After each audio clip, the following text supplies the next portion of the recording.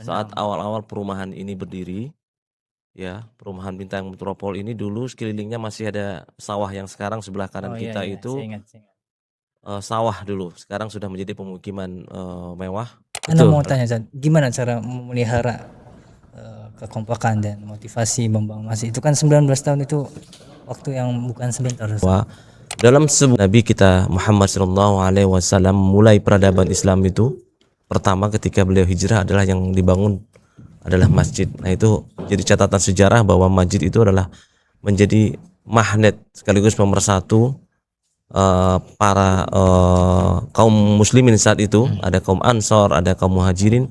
Masjid itu menjadi, kalau pertanyaannya adalah bagaimana menjaga apa namanya itu, kerukunan ya, Ya, betul. atau apapun istilahnya, yang terpenting adalah dari zaman dahulu kala perbedaan itu pasti muncul. Nah, tinggal bagaimana memanage perbedaan itu menjadi sebuah kekuatan. Itu sih kata kuncinya. Karena kalau kita mencari paling benar, itu tidak akan pernah ketemu. Semua akan mengklaim bahwasanya saya paling baik, saya paling benar, Anda kurang sempurna dan lain sebagainya. Tapi kalau kita bersemangat wa khairum minni, jangan ana khairum minhu. Ingat kalimat ana khairum minhu itulah kalimat yang membuat iblis terusir daripada surganya Allah Subhanahu wa taala karena menganggap dirinya lebih baik daripada Nabi Adam waktu itu. Bismillahirrahmanirrahim. Al-Furqan TV, cahaya keimanan dalam setiap tayangan. Salurkan infak terbaik Anda, dan raihlah pahala amal jariah Anda. Assalamualaikum warahmatullahi wabarakatuh, teman-teman. Waalaikumsalam. Jemaah dan saudara-saudaraku seiman dimanapun Anda berada. Kembali lagi kita bertemu dalam sesi ngobrol di pojok masjid. Alhamdulillah wassalatu ala rasulillah. Mabat, kita kedatangan tamu spesial malam hari ini.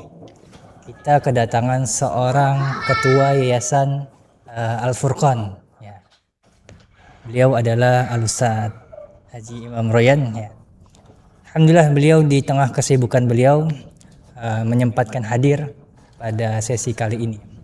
Baik, langsung saja kita sapa. Assalamualaikum Ustaz. Waalaikumsalam warahmatullahi wabarakatuh. Kaifa halukum ya akhi? Alhamdulillah baik. Masyaallah, tabarakallah. Baik kabarnya? Alhamdulillah bi khair. Alhamdulillah. Syukran Ustaz sudah menyempatkan waktu di tengah kesibukan antum Ustaz.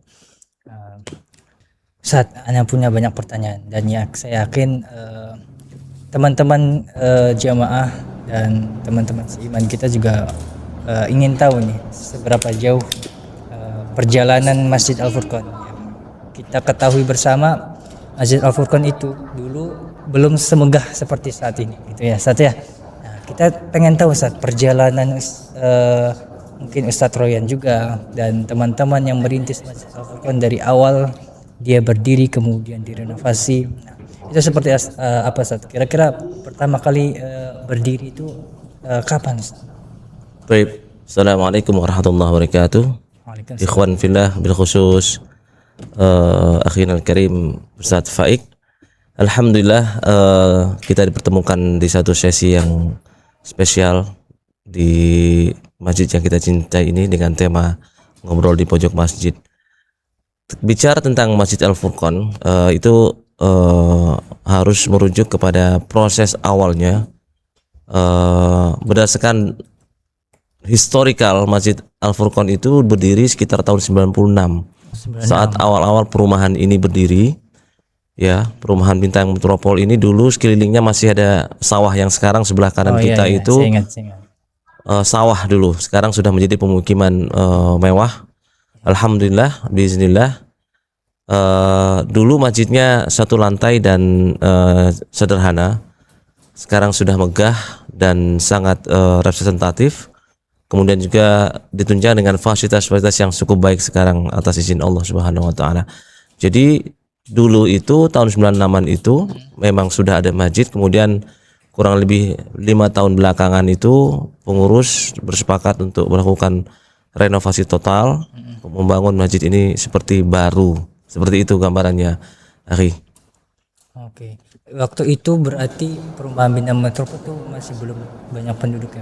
Ustaz ya? Saat itu masih jarang ya, berdasarkan informasi ya, karena kebetulan saya juga bukan orang awal ya, berdasarkan cerita dari para pembina yayasan, ada Ustadz Jufri, kemudian Pak Fatahuri dan lain sebagainya, kemudian juga beberapa tokoh yang ada juga sebagian yang sudah meninggal.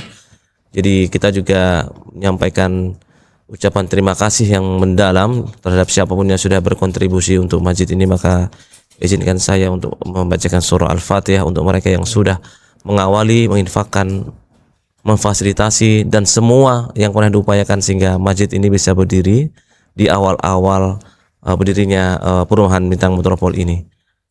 Ila hazinnya wa likulli natin salih al-Fatihah. Bismillahirrahmanirrahim. Alhamdulillahirabbil alamin. Arrahmanir rahim maliki yaumiddin. Iyyaka na'budu wa iyyaka nasta'in. Ihdinas siratal mustaqim, siratal ladzina an'amta 'alaihim ghairil maghdubi 'alaihim waladdallin. Amin. Begitu kira-kira halo historical daripada Masjid Al-Furqan ini. Silakan. Berarti kalau 96 itu sampai sekarang sudah berapa tahun Ustaz? Berarti hampir 10 tahun lebih ya. lebih 96 ke sekarang berarti hampir 20 tahunan ya. Lama sekali. 19 tahun ya. Sekarang 2025. Ya, 19 tahun. Betul ya? 19 tahun itu waktu yang cukup lama Ustaz. Nah, Betul. Ana mau tanya Ustaz, gimana cara memelihara kekompakan dan motivasi membangun masjid itu kan 19 tahun itu waktu yang bukan sebentar Ustaz. Dalam sebuah perjuangan membangun peradaban Islam yang diawali dengan masjid, dan kita harus sadari bahwa Nabi kita Muhammad SAW mulai peradaban Islam itu pertama ketika beliau hijrah adalah yang dibangun adalah masjid. Nah itu jadi catatan sejarah bahwa masjid itu adalah menjadi magnet sekaligus pemersatu para kaum muslimin saat itu. Ada kaum Ansor, ada kaum Muhajirin. Masjid itu menjadi titik awal bukan hanya pergerakan dakwah akan tetapi pergerakan ekonomi dan politik saat itu. Sehingga kalau pertanyaannya adalah bagaimana menjaga apa namanya itu kerukunan ya, Ya betul. atau apapun istilahnya, yang terpenting adalah adanya jiwa besar untuk semua orang yang ada di masjid itu sendiri.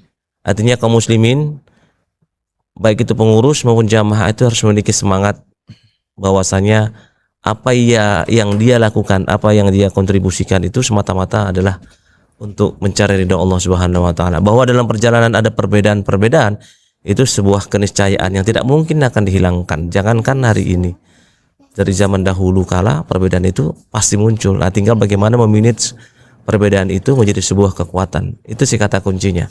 Karena kalau kita mencari paling benar, itu tidak akan pernah ketemu. Semua akan mengklaim bahwasanya saya paling baik, saya paling benar, Anda kurang sempurna dan lain sebagainya. Tapi kalau kita bersemangat wa khairum minni, jangan ana khairum minhu. Ingat kalimat ana khairum minhu itulah kalimat yang membuat iblis terusir daripada surganya Allah Subhanahu wa taala karena menganggap dirinya lebih baik daripada Nabi Adam waktu itu. Jadi yang harus kita upayakan hari ini adalah kondisikan bahwa orang lain itu bisa jadi lebih baik dari kita. Huwa khairum minni. Nah, dalam Al-Qur'an kan jelas tuh. Asa ayyakunu khairum minhum. Boleh jadi orang lain itu lebih baik daripada kita. Begitu. Jadi spirit utama dan pertamanya itu untuk menjaga konsistensi yang selama 19 tahun itu ya, waktu yang cukup lama gitu ya, adalah bagaimana kita melihat kepada Nabi Muhammad SAW yang beliau itu merintisnya itu dari masjid, begitu ya Ustaz ya? Ya. Oke Ustaz. Baik. Ada satu pertanyaan menarik Ustaz. Ya kita sebagai manusia Ustaz, kita menyadari ada kalanya kita itu semangatnya sedang membara, sedang naik, semangatnya itu sangat semangat. Tapi terkadang ada kita di titik sangat malas. Semangat itu hilang tiba-tiba. Nah, terkait dengan memakmurkan masjid dan menjaga ukhuwah itu selama 19 tahun Al-Furqan berdiri, kepengurusan itu. Nah, gimana cara menjaga semangat itu tetap konsisten bahkan pada saat semangat itu sedang turun? Ya. Sebagaimana kita ketahui bahwasanya sudah menjadi fitrah kita sebagai manusia yang sangat dhaif. Maka dikatakan dalam hadis itu kan al-imanu yazidu wa yanqus. Yanqusu bi ta'atik yazidu bi ta'atik wa yanqusu bi ma'siyatik. keimanan itu naik dan turun, dan naiknya ketika dia berada dalam ketaatan, dan berkurangnya keimanan itu berkurangnya saat dia melakukan kemaksiatan. Nah, ketaatan itu tentu tidak secara harfiah kita artikan dia sibuk membangun kesolehan pribadinya saja, tidak, akan tetapi bagaimana dia terus berada dalam komunitas yang baik, pada circle yang baik, dan berkurangnya iman itu biasanya juga sangat dipengaruhi oleh lingkungan. Makanya di mana dia berada, di lingkungan mana dia berpijak, di situ sangat mempengaruhi keimanan seseorang. Jadi intinya adalah menjaga agar semuanya tetap baik adalah tetap menjaga circle-nya, komunitasnya. Maka alhamdulillah dalam Furqan kita mengupayakan agar ada interaksi sosial, ada kegiatan-kegiatan kebersamaan. Itu adalah untuk memupuk semangat agar tetap terjaga, tidak menjadi menurun begitu. Oke, baik. Berarti kuncinya adalah menjaga lingkungan itu tetap baik gitu Ustaz ya. Menciptakan juga menciptakan. Artinya ketika lingkungan kita sudah mulai tidak kondusif, maka kita harus mencari lingkungan yang baru yang lebih baik. Nah, agar lingkungan itu tetap terjaga, maka tanggung jawabnya harus mulai tidak hanya dibebankan kepada diri kita, tapi juga ke teman-teman kita yang berada di dalam satu circle yang sama. Saya kira itu. Menarik Ustaz ketika antum berbicara tentang menciptakan lingkungan yang baik Ustaz. Nah, di tengah zaman yang kita ketahui bersama dengan akses informasi yang sangat mudah didapatkan, di sisi lain informasi itu sangat sulit difilter Ustaz. Nah, terkait dengan membangun atau menciptakan lingkungan yang baik di tengah era digital ini, bagaimana Ustaz tipsnya? Yang pertama adalah kita tidak bisa menafikan kemajuan teknologi, karena itu sebuah keniscayaan juga. Akan tetapi kita harus tetap punya guidance itu semacam tolak ukur, advisor yang seperti seorang petinju, sahabat apapun petinju atau pemain bola, maka dia harus memiliki guidance dari siapa? Dari pelatihnya. Maka seorang pemuda muslim atau kita sebagai seorang muslim itu harus punya guru itu tidak bisa mengandalkan apa yang ada di search engine, karena itu sangat berbahaya. Akan tetapi itu bisa menjadi referensi awal. Kita tidak menafikan itu. Jadi pengembangannya harus kita dalami dengan datang ke guru yang ahli di bidangnya. Saya kira itu. Al-Furqan ini kan sudah kurang lebih 19 tahun Ustaz. Afan, saya koreksi, ternyata hampir 29 tahun. Karena 1996 sekarang hampir 2026. Oh iya betul. 29 tahun. Lebih lama ya, sekali. Nah, dalam rentang waktu 29 ya Ustaz ya. Dalam waktu 29 tahun program apa Ustaz yang dari dulu sampai saat ini tetap terjaga Ustaz? Atau bisa kita katakan tuh program unggulan lah gitu. Program dari Al-Furqan itu apa? Ya, so far dari Al-Furqan itu kan menjaga sholat jamaahnya tetap ramai, dan itu boleh dibandingkan mungkin dengan masjid-masjid sekitar, terutama di waktu subuh. Dari dulu memang Al-Furqan menjaga nilai-nilai fadilah daripada sholat subuh, bahkan menunggu waktu subuh pun rasanya di Bekasi Utara ini ya Al-Furqan sudah menjadi contoh baik gitu ya. Jamaahnya mau menunggu sampai syuruk pada subuh itu, dan istiqomah rata-rata jamaahnya. Itu yang menurut saya perlu disyukuri. Sementara kalau yang lain-lain kita bersyukur bahwa 5 tahun terakhir ini kan banyak sekali perubahan-perubahan. Di samping bangunan fisiknya juga berubah, tapi semangat kebersamaannya itu jauh lebih baik.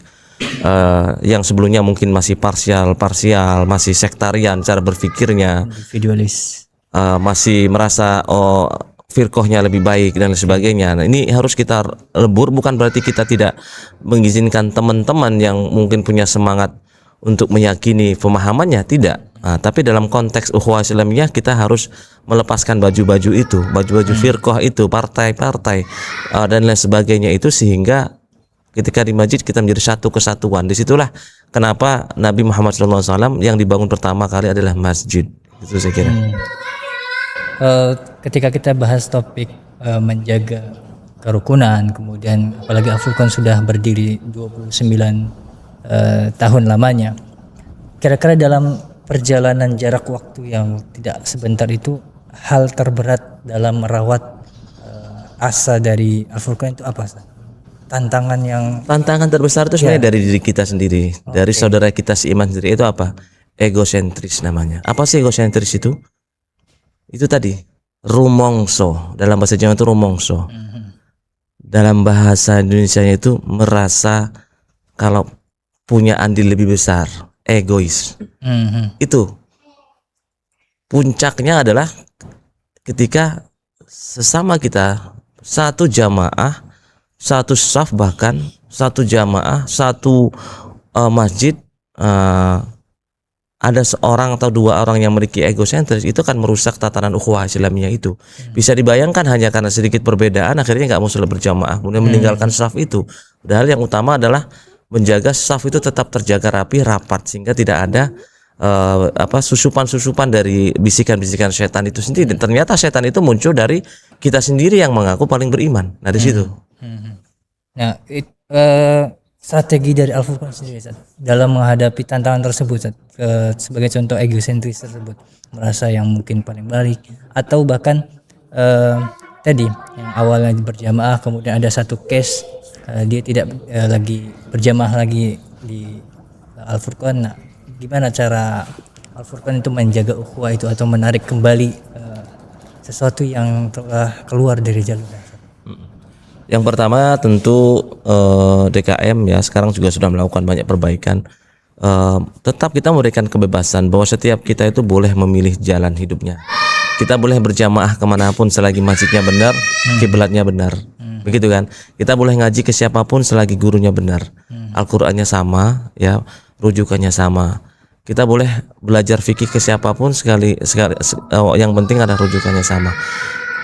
Akan tetapi ketika kita punya semangat untuk membangun kebersamaan, membangun ukhuwah Islamnya di lingkungan yang memang sedang kita bangun, dalam konteks ini adalah Al-Furqan, artinya kita punya masjid.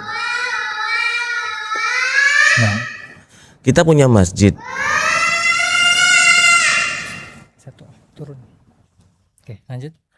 Kita punya masjid dan sepakati bahwasanya kita ingin membesarkan masjid ini seperti semangat waktu membangun masjid ini. Masjid ini dibangun dengan gotong royong, swadaya masyarakat, semua tokoh masyarakat, semua warga dilibatkan. Semangatnya besar sekali. Alhamdulillah terselesaikan walaupun dengan bersusah payah. Nah, semangat itu harus kita tularkan dengan membangun SDM-nya, sumber daya manusia jamaahnya. Artinya ketika kita bicara tentang tadi yang Anda tanyakan, bagaimana merawat ketika ada cash keluar dari jamaah. Ya, yang pertama pengurus tidak boleh ego juga. Itulah bagian daripada tantangan dakwah. Jangan kemudian gampang mutung. Itu adalah proses. Pasti akan ada juga orang yang nggak suka dalam kehidupan ini. Nggak ada semua yang akan suka 100%. Itulah dunia. Dunia mata, ya kan? Dunia itu kan sangat mata, sangat tidak sempurna, sangat seperti permainan. Dunia mata ul ghurur, ya kan? Dunia itu seperti permainan yang melalaikan. Maka ya wajar aja, karena dunia itu tempatnya adalah tempat yang jenuh, tempat yang abadi, kekal itu ada di akhirat. Maka semangat itu harus tumbuh bukan hanya kepada jamaah, bukan hanya harus masuk ke dalam pikiran jamaah, tapi ke pengurus juga harus punya semangat itu. Semangatnya adalah, oh berarti saya punya tantangan baru. Saya harus melepaskan rasa kesal saya terhadap orang yang keluar dari jamaah untuk saya rangkul kembali. Caranya apa? Dengan mendatangi, dengan bajak diskusi, dengan memberikan sentuhan-sentuhan sehingga mereka mau kembali. Itu cara sederhana. Intinya adalah baik jamaah maupun pengurus, pembina atau siapapun, termasuk ustadz-ustadznya, harus punya semangat menurunkan egonya. Menurunkan ego artinya kita merasa apa sih yang dimaksud dengan kita tuh nggak boleh ego. Tak boleh ego itu artinya nothing tulus. Lakukan aja karena everything Allah tahu. Ya, apapun yang kita lakukan tidak akan ada yang tidak tercatat. Maka ada satu kalimat begini yang menarik, Ustadz Faik. Jangan pernah terhina ketika kita tidak dihargai oleh manusia, tapi terhinalah ketika Allah itu tidak menghargai kita. Maka kita pilih yang mana? Itu. Oke. Masuk kata-katanya Ustaz, sangat mendalami. Nah, sekarang Apa pesan antum Ustaz, kepada teman-teman jamaah dan teman-teman seiman kita, saudara-saudara kita itu yang langit mungkin masih belum bisa kita ajak, atau pesan secara umum kepada masyarakat untuk bagaimana caranya kita atau keutamaan menyampaikan keutamaan memakmurkan masjid, karena di tengah ya, ketahui zaman saat ini gitu ya, orang-orang yang ke masjid itu tidak lebih banyak daripada orang-orang yang misalkan ke konser gitu ya. Nah, apa pesan antum Ustaz, kepada mereka? Yang pertama tentu ini sebuah sudah menjadi realita kehidupan di akhir zaman, di zaman generasi sekarang nih Generasi Z ya, Gen Z. Gen Z sekarang ya, bahwa tantangan generasi Gen Z sangat jauh lebih berat ketimbang zaman sebelumnya milenial. Jadi itu sudah menjadi sebuah kenyataan bahwa yang akan masuk ke masjid itu lebih sedikit daripada yang tidak masuk masjid. Nah, gampang contohnya adalah ketika sudah waktu azan di hari Jumat, kita bisa lihat masih banyak wirawiri di jalan. Nah, itu di Indonesia. Tapi kalau di negara-negara Islam, terutama di Saudi dan sebagainya, itu hampir berhenti total gitu ya. Walaupun tetap ada. Apalagi sekarang sudah eranya sudah makin liberal ya, kita katakan demikian, di Saudi untuk kota-kota tertentu. Tidak termasuk kota suci tentunya yang Mekah Madinah, tentu insya Allah di hari-hari itu mereka berhenti total. Artinya apa? Yang pertama adalah itu sebuah realita yang nggak bisa kita pungkiri. Hanya saja bagaimana caranya agar kita tetap bisa ke masjid adalah tentu masing-masing kita, orang tua, para jamaah, para pengurus punya tanggung jawab bersama. Nggak bisa tanggung jawab itu hanya dipikul oleh ketua DKM. Tidak bisa hanya dibebankan pada pengurus yayasan. Tidak bisa dibebankan pada para pembina dan lain sebagainya. Semuanya harus mengambil peran. Ketika saya ke masjid, saya adalah jamaah. Itu. Ketika saya di masjid, saya bukan siapa-siapa. Seperti filosofi sholat berjamaah. Siapapun yang di depan itu tidak ada aturan dia harus ketua yayasan, tidak ada. Tidak ada keharusan dia sebagai pejabat, tidak. Siapapun yang dahulu boleh depan. Tentu ada kaidah-kaidah tertentu yang memang disiapkan oleh pengurus, karena di depan tuh ada imam, ya imam tentu beda. Jangan sampai yang di belakang imam juga tidak ngerti apa yang nanti ketika imamnya batal. Nah, itu kaidah-kaidah itu tetap harus dipakai. Tapi secara umum kita kan bebas masuk ke masjid, tidak ada batasan-batasan. Artinya semua orang, baik jamaah, pengurus dan sebagainya, harus punya tanggung jawab, mengambil peran yang sama. Contohnya gini, ketika masjid ini bisa melibatkan semua anggota keluarga untuk datang sholat berjamaah, tentu ketika suatu hari orang tuanya berhalangan, tapi anak-anaknya ada tetap di masjid, sehingga masjid itu tetap ramai. Nah, yang terjadi sekarang adalah belum adanya sinkronisasi. Ya, kita bisa lihat sekarang anak-anak remaja di lingkungan Bintang Metropol ini banyak sekali.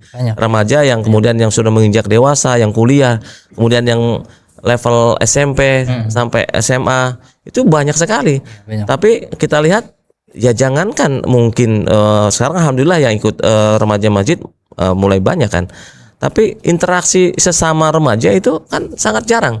Bahkan bisa jadi nggak pernah ketemu karena masing-masing sibuk dengan lesnya, sibuk dengan bimbelnya, sekolahnya berangkat pagi kemudian pulangnya sampai sore, kemudian dia harus nambah les, pulang ke rumah semua di rumah. Jadi kapan bisa interaksi sosial? Padahal Islam itu tidak cukup juga dengan kita hanya sibuk membangun kesolehan secara vertikal kan.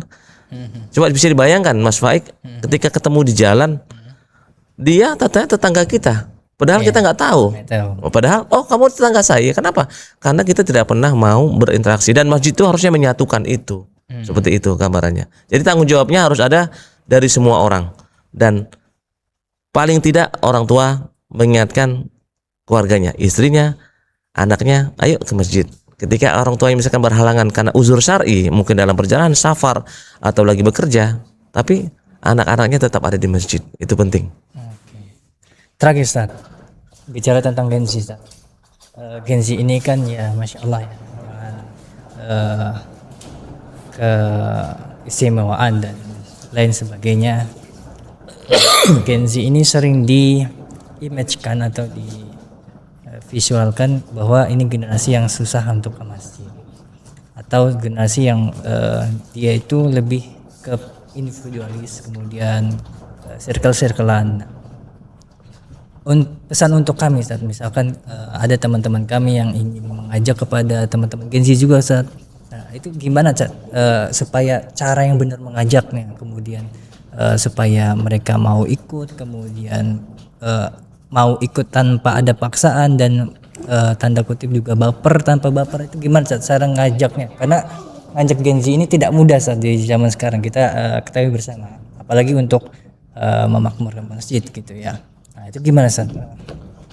Baik, yang pertama adalah pahami dulu bahwasanya Nabi kita sendiri, Nabi Muhammad SAW sudah mengingatkan bahwasanya kita itu diperintahkan untuk berdakwah sesuai dengan bahasa kaumnya. Oke. Artinya secara maknawi kita tuh harus ngikutin tren juga.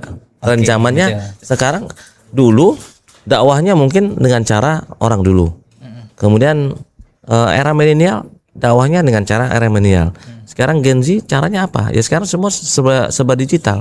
Ya kita tidak bisa melepaskan itu. Tapi fasilitas digital yang ada itu harus bisa menjadi fasilitator untuk berkumpulnya anak-anak muda. Nah, saya kasih contoh misalkan masjid, real masjid di Yogyakarta. Oke, ya. Ya, itu kan viral itu. Saya udah berapa kali ke sana. Itu yang menggerakkan tuh anak-anak muda, Mas Faik. Oh, gitu. Jadi pengurus DKM itu hanya mengawasi. Yang menggerakkan tuh imamnya anak muda. Kemudian di atasnya ada kayak semacam convention center untuk menonton film. Oke. Jadi kondisinya kayak studio. Ketika mereka mau menonton, itu ada infaknya. Infaknya itu dikembalikan itu ke masjid, real masjid. Dan setiap tamu yang datang itu disediakan makanan. Kalau anak-anak muda datang, itu disiapin tenda-tenda untuk camping di belakang masjid itu. Dulu kan namanya real masjid, kemudian berubah jadi masjid apa gitu. Dia kan ngikutin. Karena makna masjid itu tidak harus baku pada dasarnya. Karena kan dasarnya masjid itulah tempat sujud. Makanya karena mereka tahu bahwasanya ini era kekinian, jadi mereka menyesuaikan. Dulu namanya United Masjid. Oke. Kemudian jadi real masjid. Nggak tahu nanti dia akan lihat trennya apa. Bisa jadi nanti masjid Gen Z. Bisa. Apakah boleh? Ya boleh aja. Yang penting masjidnya tetap sebagai tempat sujud, bukan untuk melakukan amalan yang tidak atau melakukan amal yang bertentangan dengan agama. Selagi masih untuk sujud, ya nggak ada masalah. Tahu nggak itu masjid, real masjid itu bukan berbentuk masjid seperti kita. Awal dari gedung, beberapa ruko yang dimanfaatkan. Oke. Itu ya. Kemudian bisa belajar juga dari Jogokarian dan lain sebagainya. Jadi berdakwah sesuai dengan kondisi zaman. Kita nggak bisa maksain Gen Z diajak langsung nyimak kajian, nggak bisa. Tapi dengarkan podcast. Oke. Kemudian mengemas satu acara ada nuansa entertainnya, yaitu walaupun ada pertentangan, tapi itu bisa dilakukan. Karena nggak mungkin gitu. Semua orang tuh bisa langsung menerima dakwah, itu nggak bisa. Ya, tanpa mengurangi rasa hormat dan takzim saya ke teman-teman yang tidak sepakat dengan cara dakwah seperti itu, tapi itu akan tetap ada. Sebagai contohnya Ustadz Dery Sulaiman, ya walaupun punya banyak keterbatasan, walaupun banyak yang mentahzir, tapi faktanya beliau bisa banyak mengislamkan orang kafir. Sementara kita yang merasa paling bersih justru mengkafirkan orang Islam. Paham nggak kalimat itu? Iya. Kita ini berusaha untuk meniti jalan sunnah. Iya. Tapi pas saat yang bersamaan kita terlalu gampang mengkafirkan saudara kita yang Islam. Nah, tapi ada orang yang mungkin menurut kita dia jauh dari nilai sunnah, tapi dia telah berhasil mengislamkan orang kafir. Iya. Ya gitu, paham kan? Iya. Kayak dari Sulaiman, dia bisa mengislamkan banyak orang. Ya wallahu alam setelahnya seperti apa, tapi faktanya itu ada banyak yang akhirnya mereka jadi mu'alaf yang benar. Walaupun ada mu'alaf yang tidak konsisten, tapi secara fakta itu ada, gitu loh. Seperti itu Mas Faik. Ya menarik kalau ngobrol panjang lebar sih Mas Faik, ya mungkin harus berkala itu. Jadi intinya kita harus berdakwah mengikuti tren zaman itu. Dan contohnya itu adalah dari para pengurus juga harus memberikan ruang. Sebagai contoh gini, Makanya saya sangat mendorong anak-anak muda untuk tampil, anak-anak muda tampil. Anak muda yang muda aja, yang tua dan menikmati aja. Iya betul. Itu yang benar. Jangan membatasi, oh jangan masih muda, jangan. Nanti salah, ya salah diperbaiki. Karena apa yang dilakukan oleh orang tua hari ini adalah untuk masa depan anak-anak muda. Kalau orang tuanya hari sudah membatasi anak muda, nanti ketika nanti pergantian generasi yang mudanya tidak siap. Paham nggak yang saya maksud? Iya. Nah, sebagai contoh sekarang Mas Faik sekarang sudah biasa menjadi imam. Coba kalau dulu tidak diberikan kesempatan, apakah bisa menjadi imam? Tidak bisa. Jadi orang tua harus diberikan kesempatan. Kurang lebih kita perbaiki. Salah dan benar itu proses. Jangan menjustifikasi, jangan langsung menghakimi. Semua butuh proses. Tidak ada yang sempurna dalam perjalanan hidup seseorang. Demikian Mas Faik. Kita tadi menarik kalimat penutup ya, saya kira kurang lebih gimana Ustaz? Yang mana nih? Kurang lebih kalau salah benar adalah proses. Ya, salah benar itu adalah proses. Ya, kemudian lebih dan kurang itu adalah sesuatu yang sangat bisa diperbaiki. Yang salah itu adalah menghakimi proses yang sedang berjalan. Makanya dalam kaidah fikih, ya, salahnya ijtihad itu sudah berpahala. Kita berijtihad tentang suatu hukum, salah ternyata, ijtihadnya salah, itu sudah berpahala. Ketimbang kita tidak berijtihad, tidak melakukan ikhtiar, tidak berpikir. Lebih baik kita berpikir, ternyata salah, itu jauh lebih baik. Nah, itu seperti itu.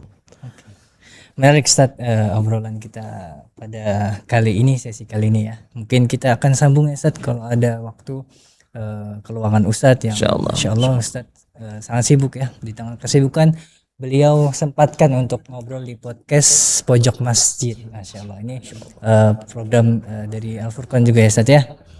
Insyaallah mudah-mudahan ini bisa berlanjut dan mungkin ada waktu berkenan kita buat sesi kedua ya Ustaz ya. Siap. Session selanjutnya yaitu kita ulik lebih dalam lagi tentang Al Furqan. Saya yakin juga teman-teman masih banyak yang pengen tahu tentang Al Furqan. Namun keterbatasan waktu kita akan lanjutkan ya, mudah-mudahan Allah panjangkan umur kita, juga berikan kesehatan kepada Ustadz, jaga kita semua. Buat teman-teman tetap semangat dimanapun Anda berada dan jangan berkecil hati teman-teman. Kita harus tetap memakmurkan masjid, jangan minder walaupun sudah sepuh ataupun sudah muda, kita saling merangkul. Pesan Ustadz adalah bagaimana caranya kita merawat asa dan merawat semangat itu, dan bahkan kita harus menciptakan lingkungan yang baik. Nah, itu poinnya gitu ya Sita ya. Oke. Kita akhiri teman-teman. Kita tutup dengan kafaratul majlis. Subhanakallahumma Alhamdulillah, asyhadu an la ilaha illa anta, astaghfiruka wa atubu ilaik. Khairan. Assalamualaikum warahmatullahi wabarakatuh. Waalaikumsalam warahmatullahi wabarakatuh. Masjid.